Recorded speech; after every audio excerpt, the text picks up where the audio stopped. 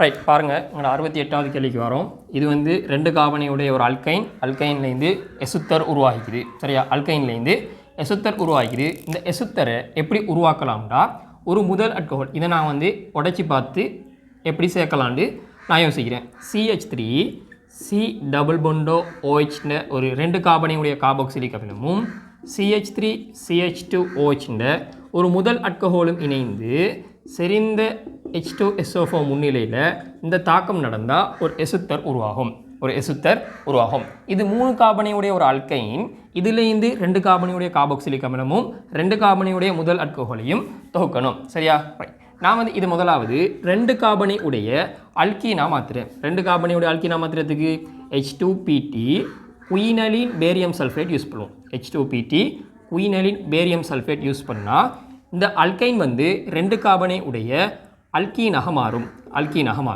இந்த அல்கீன்லேருந்து முதல் அல்கஹாலை நாங்கள் இலகுவாக உருவாக்கலாம். அதுக்கு என்ன செய்யணும்? முதல் அல்கஹால் உருவாக்குறதுக்கு நீரேற்றம் செய்வோம். நீரேற்றம் செய்கிறதுக்கு என்ன யூஸ் பண்ணுவோம்? ஐதான H2SO4 யூஸ் பண்ணால் சரி. ஐதான H2SO4 யூஸ் பண்ணால் CH3 CH2OH இந்த முதல் அல்கஹால் உருவாகும். இந்த முதல் அல்கஹால்லேருந்து கார்பாக்சிலிக் அமிலத்தை எவ்வாறு உருவாக்குறது? அதை நாங்கள் வன் ஒட்சியேற்றம் செஞ்சால் கார்பாக்சிலிக் அமிலம் உருவாகும். மென் ஒட்சியேற்றம் செஞ்சால் இதுலேருந்து அல்டிஹைட் உருவாகும். எங்களுக்கு என்ன தேவை? கார்பாக்சிலிக் அமிலம் தான் தேவை. ஸோ இதை நான் வன் ஒட்சியேற்றம் செய்கிறேன். H+KMnO4 யூஸ் பண்ணுறேன். H+KMnO4. ஸோ இதில் கார்பாக்சிலிக் அமிலம் வந்துட்டு இதுலேருந்து முதல் அல்கஹாலையும் எடுத்துக்கொள்ளலாம்.